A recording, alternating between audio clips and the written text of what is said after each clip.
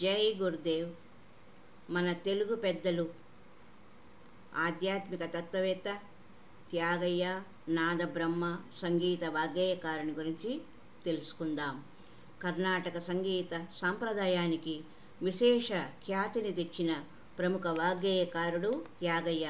రామశబ్దంలో నాదమాధుర్యము అనుభవించాడు ఆయన. ఆ దివ్యనామాన్ని నాదోపాసన చేసి సప్తస్వర రాగరత్నాలను ఎన్నో రూపొందించి పరమాత్మతత్వంతో తరించిన ధన్యజీవి త్యాగయ్య. తన సమయాన్నంతా రామనామ కీర్తనల రచనలకే అంకితమిచ్చి భక్తి సంగీతంతో జీవితాన్ని రామార్పణం చేశారు. రామకథను, రామనామాన్ని, రామతత్వాన్ని తన సంగీత రాగ రసగుళికలలో రంగరించి మనందరికీ అందించారు త్యాగయ్య. ఎందరో మహానుభావులు అందరికీ వందనములు, వారెందరో మహానుభావులు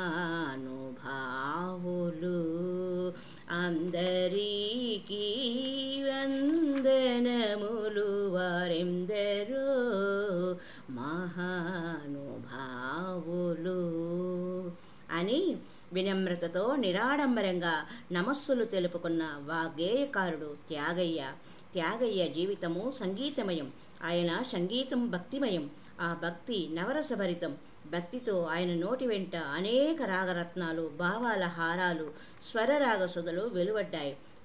త్యాగయ్య తన దివ్య రామనామ కీర్తనల్లో కర్మ, భక్తి, జ్ఞాన, ధ్యాన, నాద యోగాలను మేళవించి జీవిత సారాన్ని అంతటినీ ప్రతిబింబింపజేశారు. భావరాగ తాళ లయాది సౌఖ్యం తాను అనుభవించి తరించి లోకం అంతటికీ ఆ రుచిని ఆయన అందజేశారు. త్యాగయ్య సంగీత కళా కౌశలంతో అనేక కృతులను సృష్టించారు. దైవస్థుతితో దివ్యనామ సంకీర్తనలు, జనరంజకంగా సీతా కళ్యాణం, గౌరీ కళ్యాణం వంటి ఉత్సవ సంప్రదాయ కీర్తనలు ఆయన మనకు అందించారు. చల్లరే రామునిపై పూలు, చల్లరే సీతమ్మపై పూలు అని ఒక పాట. మరి ఒక పాట సీతా కళ్యాణమే వైభోగమే, రామ కళ్యాణమే వైభోగమే అని మరి ఒక పాట. కొలువై ఉన్నాడే కోదండపాణి, కొలువై ఉన్నాడే అని మరి ఒక పాట. ఇలాంటి ఎన్నో పాటలను, ఉత్సవ కీర్తనలు పండిత పామర భేదం లేకుండా పలువురి నాలుకలపై నేటికి నాట్యము ఆడుతున్నాయి. త్యాగయ్య రామబ్రహ్మం సీతమ్మ దంపతులకు మే 4వ తారీఖున 1767న తమిళనాడులోని తిరువాయూరులో తృతీయ సంతానంగా జన్మించారు. మొదటి ఇద్దరు కొడుకులలో పెద్దవాడు పండిత పుత్రుడు, రెండవవాడు అకాల మరణం పొందారు. దైవభక్తులైన రామబ్రహ్మం సీతమ్మలు తిరువాయూరులోని త్యాగరాజ ఆలయంలో గల త్యాగరాజస్వామిని ప్రార్థించగా సాహిత్యము, సంగీతము, కళాకోవిదులైన పుత్రుడు వారికి కలుగుతాడని, అతనికి తన పేరు పెట్టవలసిందని త్యాగరాజస్వామి స్వప్నంలో కనిపించి చెప్పారు. త్యాగరాజు అంటే పరమశివుడని అర్థం. త్యాగయ్య తెలుగువాడేనా అన్న మీమాంస ఈనాటికి చాలామందిలో ఉంది. ఆయన తెలుగువాడు కాదనేవారు లేకపోలేదు. త్యాగయ్య ముత్తాతలు ప్రస్తుతం ప్రకాశం జిల్లాలోని కంబం సమీపంలో గల కాకర్ల గ్రామ వాస్తవ్యులు. అయితే క్రీస్తు శకం 1600 ప్రాంతంలో కాకర్ల నుండి తంజావూరికి వలస వెళ్ళి తమిళనాడులో స్థిరపడ్డారు. ఆ రోజుల్లో ఆ ప్రాంతాన్ని పాలించిన మహారాష్ట్ర రాజులు తెలుగు సంగీత సాహిత్యాలకు విశేష ఆదరణ కనబరుస్తూ ఉండటంతో త్యాగయ్య ముత్తాత శ్రీ పంచన బ్రహ్మం మహారాష్ట్ర రాజు షహాజీ ఆస్థాన కవిగా నియమితులైనారు. త్యాగయ్య జన్మించిన తిరువాయూరు పట్టణం తమిళనాడులోని తంజావూరు జిల్లాలో కావేరీ డెల్టా ప్రాంతంలో ఉంది. సంగీత త్రిమూర్తులుగా చెప్పబడే శ్యామశాస్త్రి, ముత్తుస్వామి దీక్షితర్, త్యాగరాజు ముగ్గురు ఇక్కడే జన్మించారు. ఈ సంగీత త్రిమూర్తులు తాము జీవించిన కాలాన్ని కర్ణాటక సంగీత స్వర్ణయుగము కావించారు. భక్తి, కవితాశక్తి, సంగీతానురక్తి చిన్నతనం నుండే త్యాగయ్యకు వెన్నతో పెట్టిన విద్య అయినది. ప్రముఖ సంగీత విద్వాంసులు తంజావూరు రాజ ఆస్థానంలో ప్రధాన సంగీత విద్వాంసుడైన శ్రీ సొంటి వెంకటరమణయ్య దగ్గర త్యాగయ్య తన 8 సంవత్సరాల వయసులో సంగీత శిక్షణ ప్రారంభించారు. నారదుడే స్వయముగా త్యాగయ్య ఇంటికి వచ్చి సంగీత శాస్త్ర మర్మములను ఎన్నో తెలిపే స్వరార్ణవం వదిలి వెళ్ళారని చెప్తారు. ఒకసారి ఒక బ్రాహ్మణ వేషధారి త్యాగయ్య దగ్గర ఎన్నో పాటలు పాడించుకొని విని తాటాకుల బృందం ఒకటి ఆయన ఇంట ఉంచి నదీ స్నానం చేసి వస్తానని వెళ్ళి ఎంతసేపటికి రాలేదట. ఆనాటి రాత్రి స్వప్నంలో ఆ బ్రాహ్మణుడు త్యాగయ్యకు కనిపించి తాను నారదుడని వదిలి వెళ్ళిన తాళపత్రాలు స్వరార్ణవములని తెలిపాడట. త్యాగయ్య తన సంగీత సాహిత్య ప్రతిభతో తన తండ్రి తాతల వలె ఏ రాజు ఆస్థానాన్ని ఆశ్రయించలేదు. భిక్షాటనలో దొరికిన పదార్థాలతో వారం రోజులు భుక్తి కడుక్కునేవాడు ఆయన. ఈ విషయం త్యాగయ్య అన్నగారికి ఏమాత్రం నచ్చలేదు. రాజాశ్రయం పొందితే ఎంతో సుఖంగా బతకవచ్చని ఎన్నో విధాలా నచ్చజెప్పాలని విఫల ప్రయత్నం చేశాడాయన. చివరకు కోపం వచ్చి త్యాగరాజు ఆరాధించే శ్రీరామ పంచాయతనాన్ని సాలగ్రామాన్ని దగ్గరలోని కావేరి నదిలో పారవేశాడు. తెల్లవారాక తన దైవ విగ్రహాలు కనబడక త్యాగయ్య పిచ్చెత్తిన వాడై నేనెందు వెదుకుదురా హరి, నేనెందు వెదుకుదురా హరి అని మరలా ఎందు దాగినాడో శ్రీరాముడు, ఎందు దాగినాడో శ్రీరాముడు అని మరలా మరుగేలరా ఓ రాఘవా అని ఆవేశంలో దినమొక యుగంలా పరితపిస్తూ రాముని గురించి ఎన్నో కీర్తనలు రచించారు. కావేరీ తీర్థంలో విగ్రహాలు దొరికాక రామా ఇంటి దాకా రామా, రామా ఇంటి దాకా రామా అంటూ రాముణ్ణి కీర్తించారు. తంజావూరు రాజు సరభోజి త్యాగరాజుని తన ఆస్థాన సంగీత విద్వాంసునిగా నియమించాలనుకున్నారు. అయితే మమత బంధనయుత నరస్థుతి సుఖమా, త్యాగరాజనుతిని కీర్తన సుఖమా, నిజముగా పలుకు మనసా అని రాజాశ్రయాన్ని సున్నితంగా తిరస్కరించి తాను చేపట్టిన ఉంచవృత్తి అంటే భిక్షాటన వృత్తితో నిరాడంబర జీవితంతో త్యాగయ్య ప్రపంచానికి సంగీత సాహిత్య భిక్షను ప్రసాదించారు. అయితే తంజావూరు రాజు బలవంతంగానైన త్యాగయ్యను రాజాస్థానంలో ప్రవేశపెట్టాలని ఆజ్ఞాపిస్తే దుర్భరమైన కడుపు నొప్పికి రాజు గురి అయి తన తప్పు తెలుసుకుంటారు. భక్తి భిక్షమియ్యవే రామా అని రాముణ్ణి అభ్యర్థిస్తారు. త్యాగయ్య శిష్యులు ఆయన నోటి వెంట రోజు వెలువడే అనేక కీర్తనలోని స్వర సాహిత్యాన్ని, రాగ తాళాలను పల్లవి ఒకరు, అనుపల్లవి ఒకరు, చరణం మరొకరు జాగ్రత్తగా రాసుకొని తిరిగి తమ గురువుకు పాడి వినిపించేవారు. అవసరమైతే తగిన మార్పులు మెరుగులు దిద్ది తన శిష్యులకు పాఠము చెప్పేవారట. ఉదయాన్నే పూజానంతరము తమ గురువు గారితో శిష్యులందరూ భిక్షాటనకు వెళ్తూ వారు నేర్చిన కీర్తనలు గానం చేస్తూ వెళ్ళేవారు. సంగీత శాస్త్రంలోని స్వరము, రాగము, లయ తదితర అనేక విషయాలపై త్యాగయ్య సృష్టించిన జగన్మోహిని రాగం శోభిల్లో సప్తస్వర శోభిల్లో సప్తస్వర సుందరుల భరింపవే ఓ మనసా అని మరలా రాగసుధారసపానము చేసి శ్రీరామసుధా రాగసుధారసపానము చేసి మరి ఒక పాట రాగరత్నమాలికల చేరంజిల్లు నట ఓ రామా అని కీర్తనలలో ప్రపంచంలోని అరుదైన సంగీత మెలకువలను త్యాగయ్య ప్రస్తావించాడని సంగీత కళానిధుల అభిప్రాయం. ఒక రాగంలోనే అనేక భావాలు గల కృతులు ఎలా సృష్టించవచ్చో, ఆరోహణాది స్వరములతో రసభావం ఎలా మార్పు చెందుతుందో, ఏ రాగఛాయలు ఏ రాగం పోషిస్తాయో ఆయన వివరంగా తెలియజేశారు. అంతకు మునుపు ప్రచారంలో లేని కరహరప్రియ, హరికాంబోజి, చక్రవాకం, షణ్ముఖప్రియ రాగాలకు విశేష ప్రచారం ఆయన కల్పించారు. భక్తితో, అంతరాత్మ ప్రబోధంతో, రసావేశంతో నిండిన హృదయంలో అనేక మనోభావాలు వ్యక్తపరిచేందుకు వీలుగా నవరస కన్నడ, బహుదారి, కుంతలవరాళి, జయంతశ్రీ, గరుడధ్వని, రాగపంజరం, స్వరావళి ఇలా అనేక కొత్త రాగాలను త్యాగరాజు సృష్టించాడు. శృతిభేదం చేత రాగభేదం ఎలా కలుగుతుందో మర్యాదగాదయ్య అనే భైరవి రాగ కృతిలో లలితంగా చమత్కారంగా ఆయన చూపారు.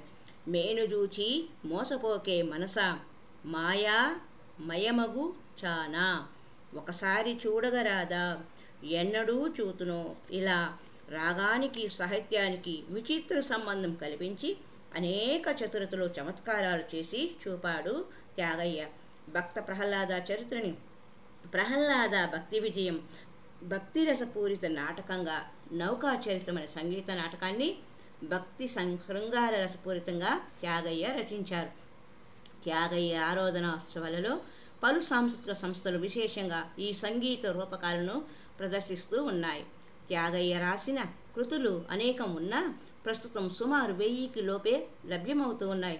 వాటిల్లో బహుదారి, నళినకాంతి, జయంతశ్రీ, బిందుమాలిని వంటి రాగాలు సుమారు 100కు పైగా త్యాగయ్య సృష్టించారు. త్యాగయ్య కృతులలో మకుటాయమానమైనవి పంచరత్నాలు.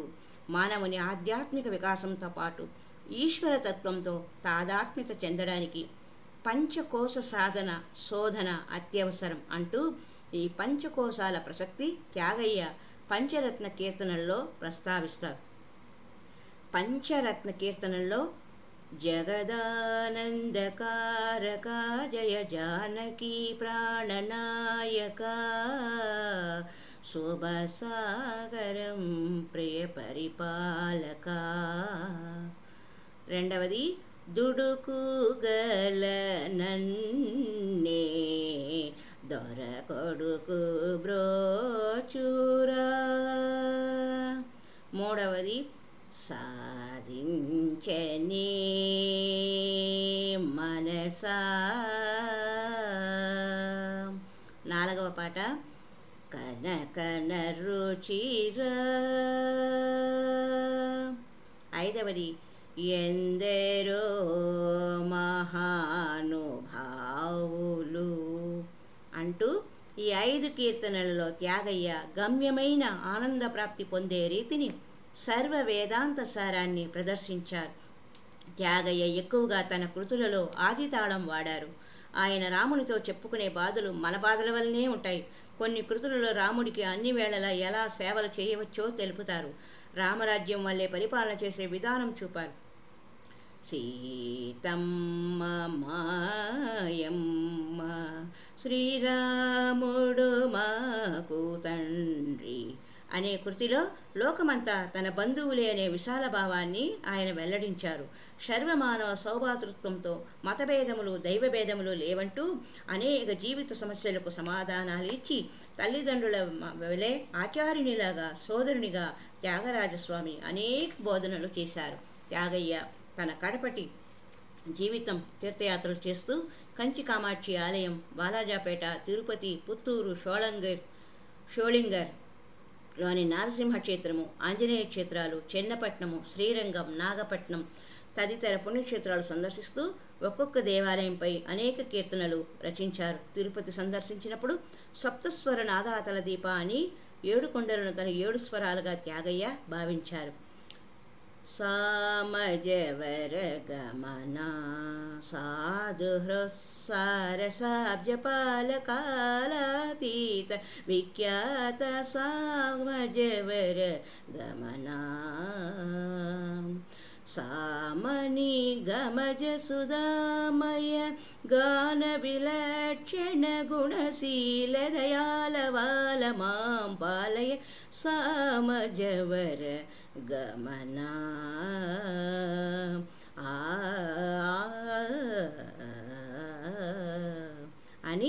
తిరుపతి ఏడుకొండలను నాదమయమైన సరిగమా పదని సప్తస్వరాలను ఆరోహణ క్రమంలో ఉపాసించినట్లు భావిస్తారు.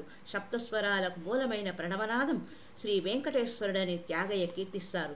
త్యాగయ్య తిరుమల వెళ్ళేసరికి స్వామికి తెర వేసి ఉన్నదని, తెర తీయగరాద తిరుపతి వెంకటరమణ, నాలోని మదమత్సరమను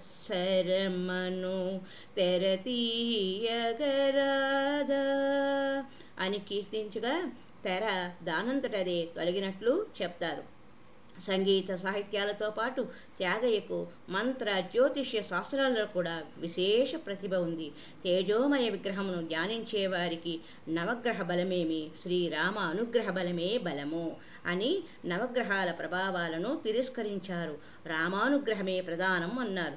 పరమాత్మ తత్వం ఒకటేనని, శివకేశవులు వేరు కాదని, వారిలో భేదం లేదని త్యాగయ్య తన కీర్తనలలో ప్రబోధించారు. మనస శ్రీరామచంద్రుని మరువకే అంటూ పరమాత్మను రామతత్వంలో త్యాగయ్య చూసి తరించారు. త్యాగయ్య సతీమణి శ్రీమతి కమలాంబ మరణించాక మనసు కలత చెంది వైరాగ్యంతో భౌతిక ప్రపంచం నుండి తనువు చాలించాలని, దయచూచుటకు ఇది వేళరా దాశరథి అని, మునువు నీవు ఆనతిచ్చిన పనులు ఆనుకొనివే అని ఈ భవబంధాల నుండి తొలగించుకొని తనువు చాలించాలని తన ఇష్టదైవాన్ని వేడుకున్నారంట. ఆయన తన మరణం కనుగొన్న మహానుభావుడు.